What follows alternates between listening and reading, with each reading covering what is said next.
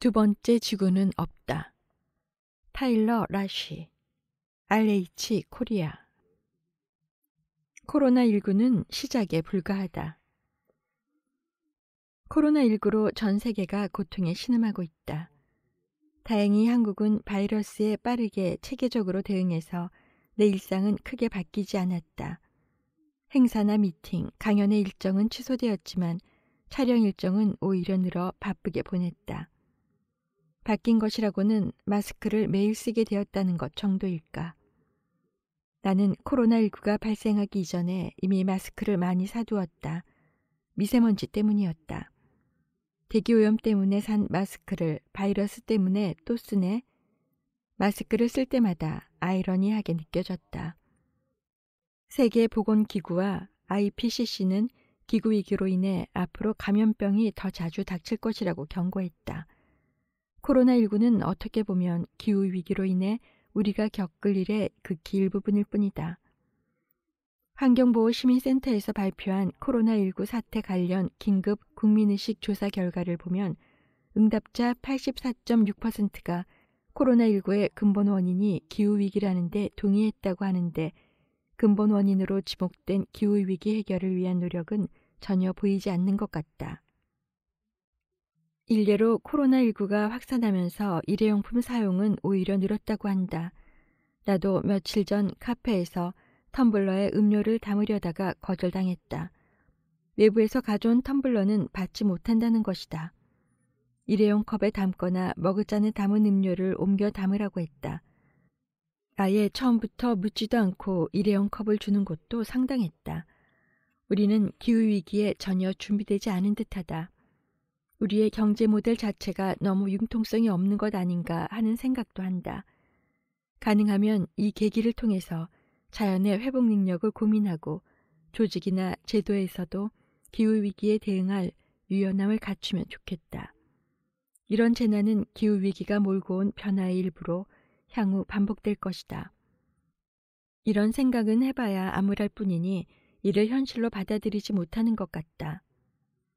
이번 일로 인수공통 감염병에 관한 관심이 환기되었지만 사실 대부분 바이러스는 인수공통 감염병이다. 대부분 동물에서 시작해 동물과 사람의 접촉으로 감염된다. HIV, 에이즈를 유발하는 바이러스도 본래는 중앙아프리카의 다른 영장류가 갖고 있던 것으로 사람에게 전파되었다. 앞으로 기후위기가 계속되면 빙하와 영구동토층이 녹으면서 그 안에 있던 박테리아가 노출될 것이고 부패가 지연되거나 멈춰있던 동식물 사체의 부패가 진행될 것이다. 그러면 사체 안에 동결되어 있던 수백 년, 수천 년 전의 박테리아나 바이러스가 밖으로 나오며 또 다른 전염병을 불러올 수 있다. 시공간으로 단절된 서로 다른 생태계가 갑자기 부딪히고 충돌하는 것이다. 제국주의 시대 유럽인들이 아메리카로 건너가면서 퍼뜨린 천연두와 홍역으로 원주민들이 죽음을 당했다. 천연두와 홍역에 관한 면역력이 없던 원주민들은 낯선 균의 침투로 유럽인들의 직접적인 학살 이전에 이미 모살에 가까운 타격을 받았다. 극지의 박테리아와 바이러스가 기후위기로 인하여 노출되면 유럽인들이 아메리카로 건너갔을 때와 같은 충돌이 생길 수 있다. 다만 이번에는 우리가 원주민이다.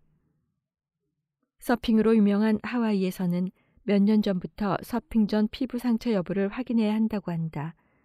바다 온도가 올라가면서 전에 없던 박테리아가 출몰했기 때문이다. 박테리아가 상처를 통해 침투할 수 있기 때문에 상처가 있는 상태에서 바닷물에 들어가는 게 좋지 않단다. 기후위기를 전면에서 맞고 있는 우리는 기온 상승에 의한 리스크를 고민해야 한다.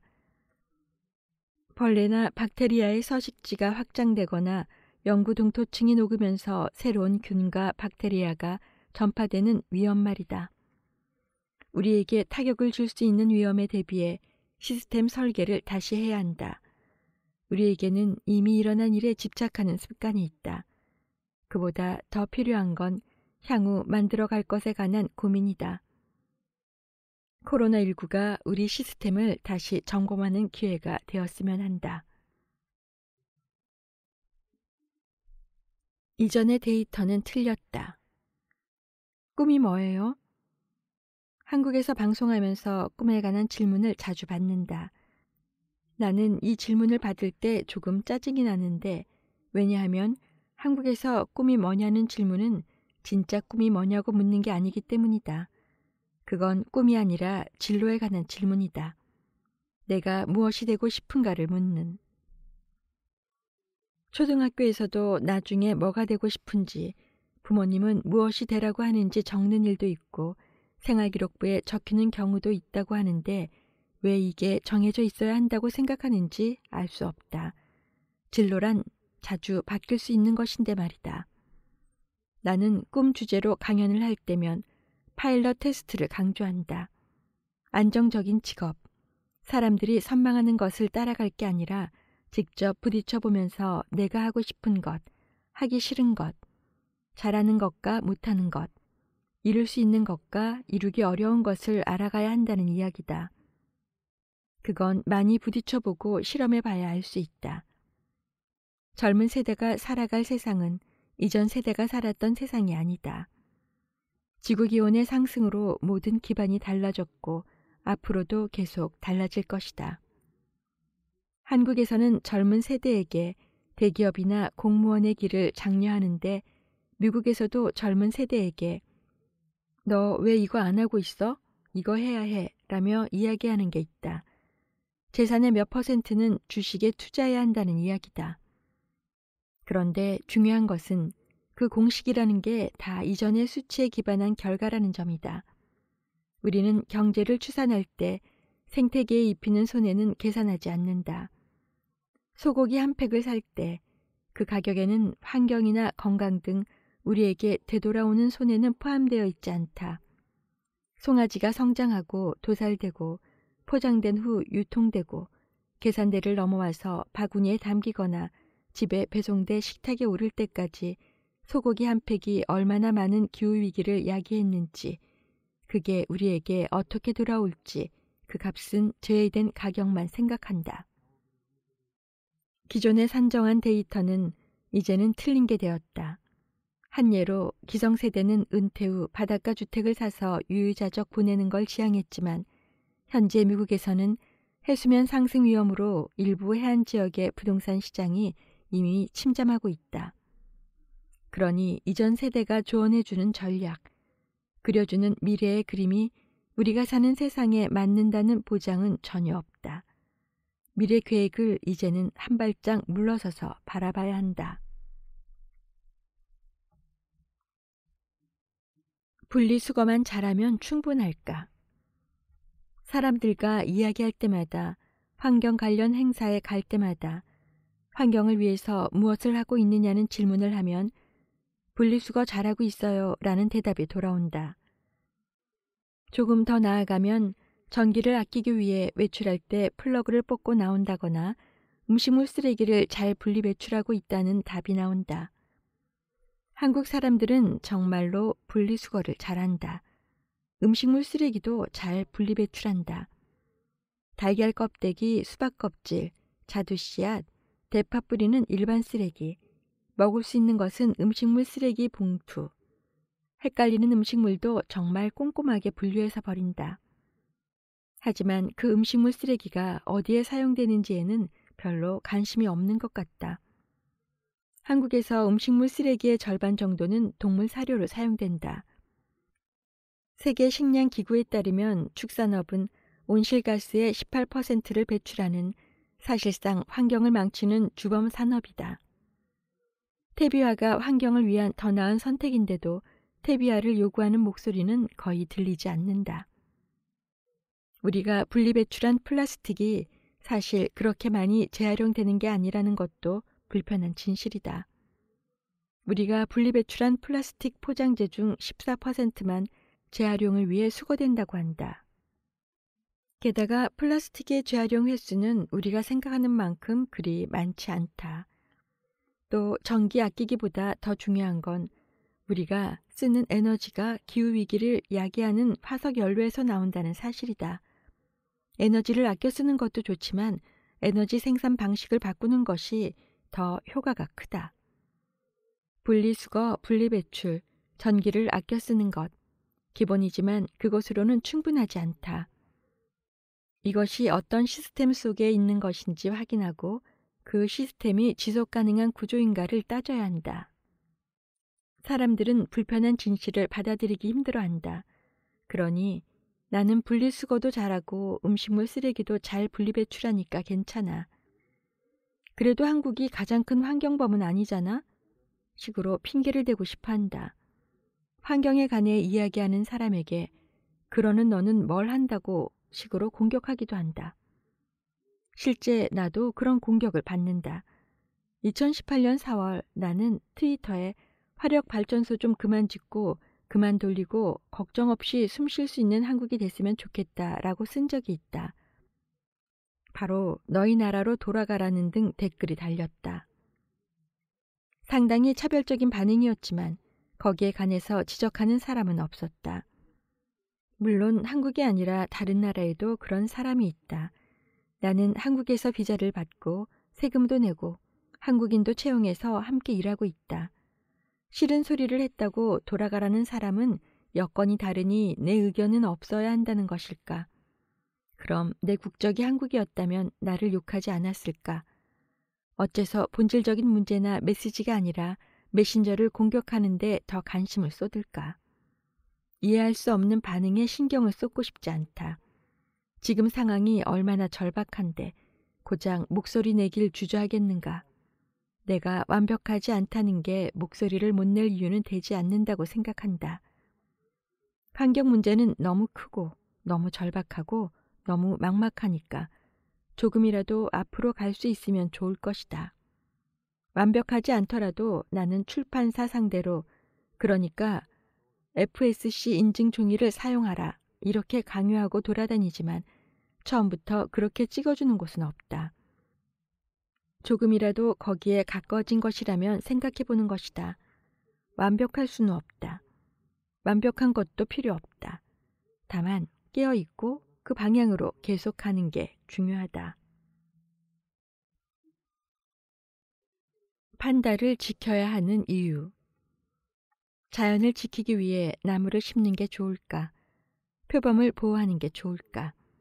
이런 질문을 하면 많은 사람이 나무 심기를 선택한다. 내 개인적인 선택은 표범 보호 쪽이다. 2016년 나는 WWF 홍보대사를 맡아 중국 산시성 판다 보호구역에 다녀왔다. WWF, 세계자연기금, 자연환경 보호를 위해 설립된 국제 비정부 기구.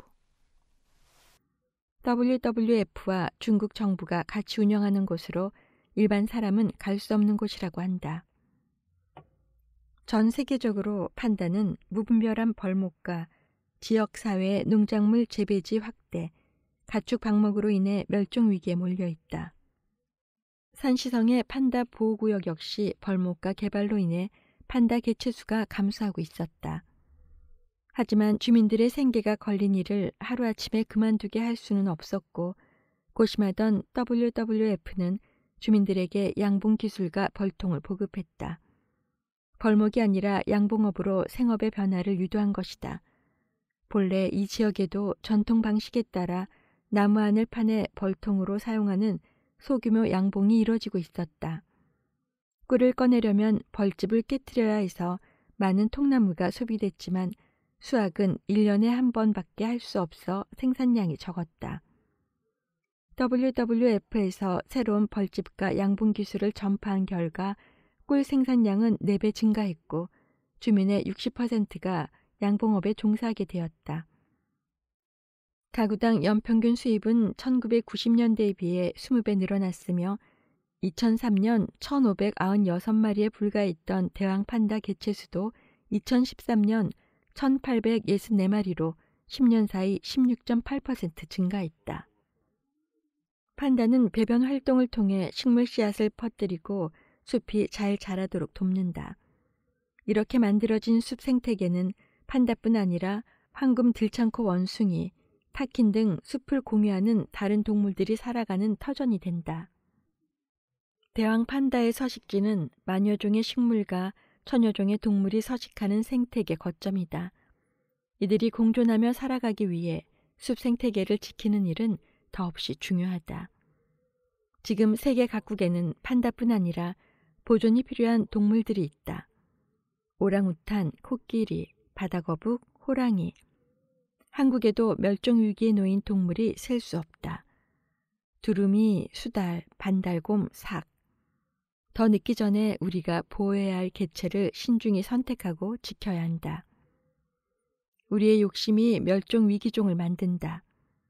우리는 생태계를 파괴하는 가해자이자 그로 인해 가장 큰 피해자이기도 하다.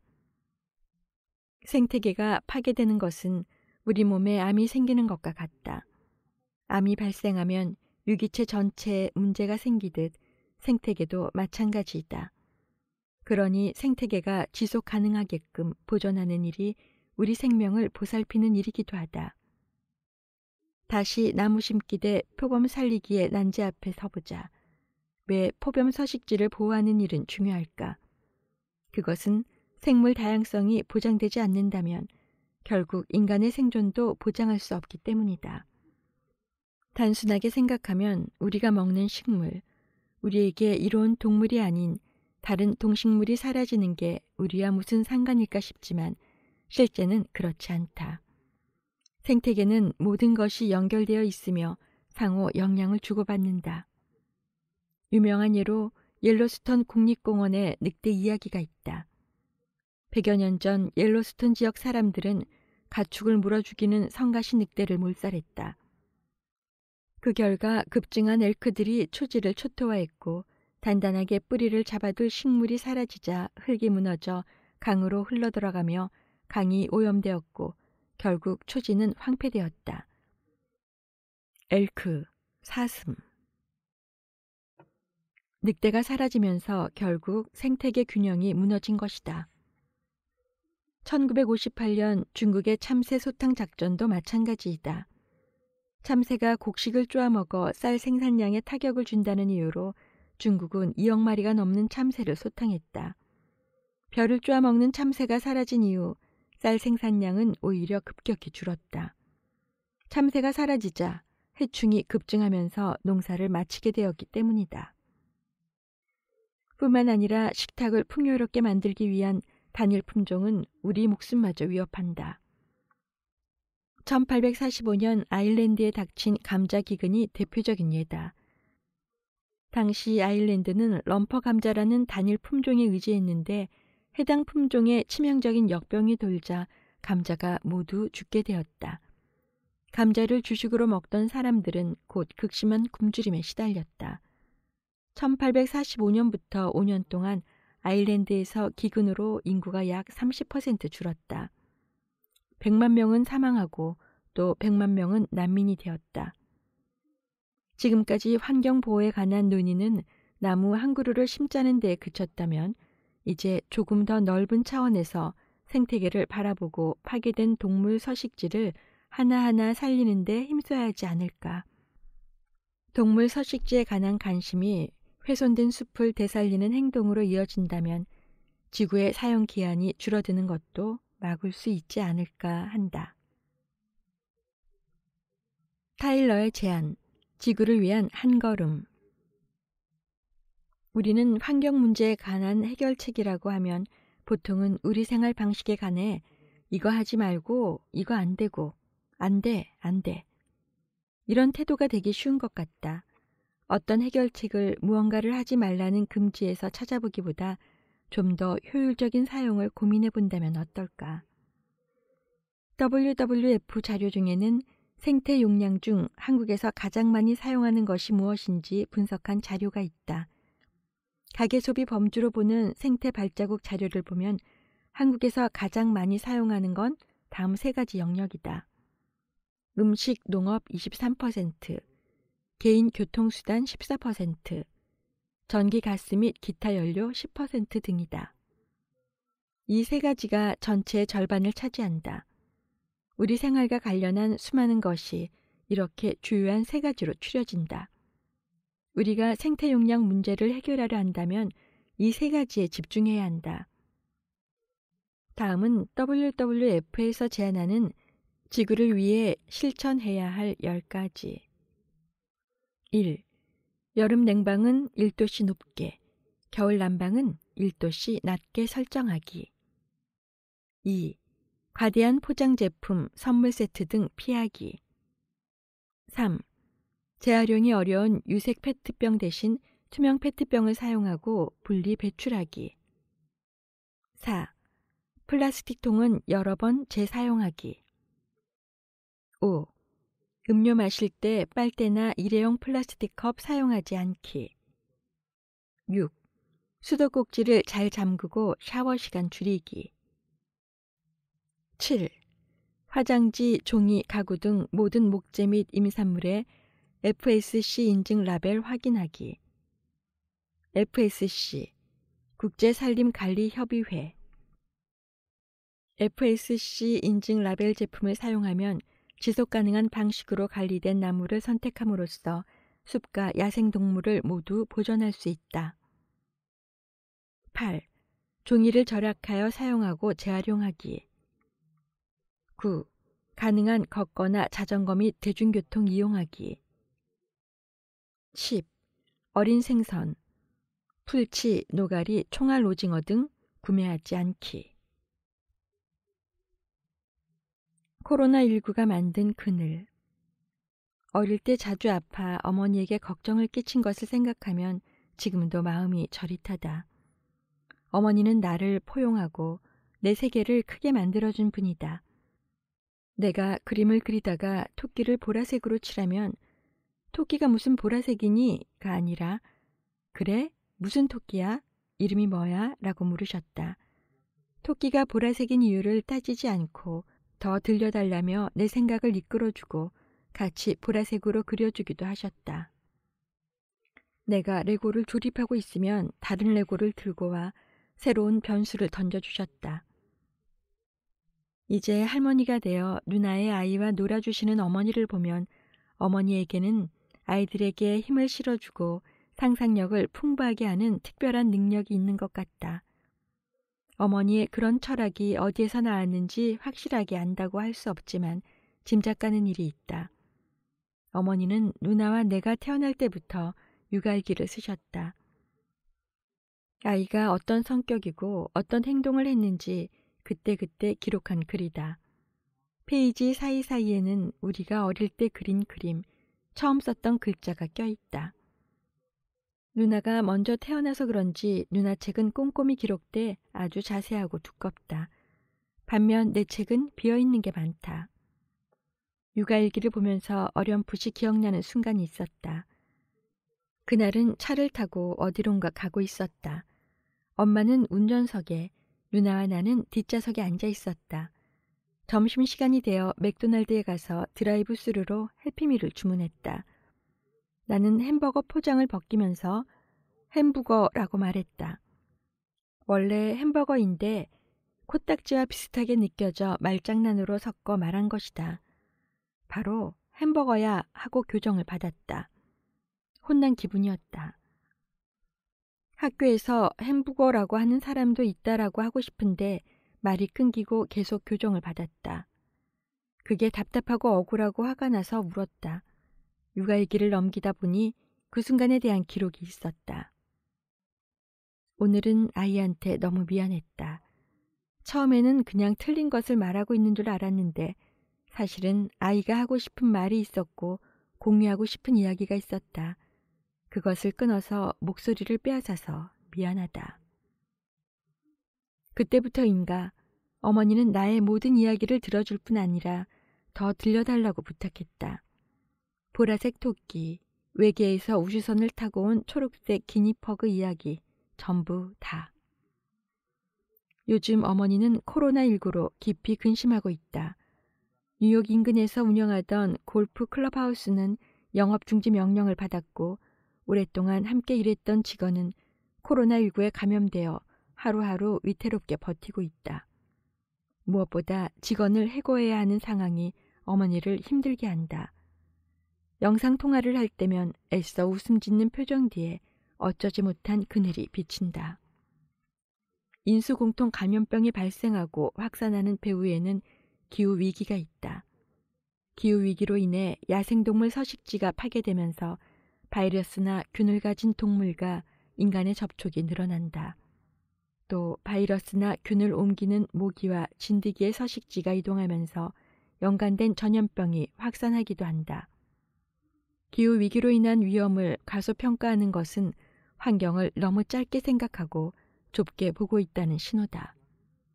코로나19가 진정되고 어머니와 자유롭게 만날 날을 고대한다.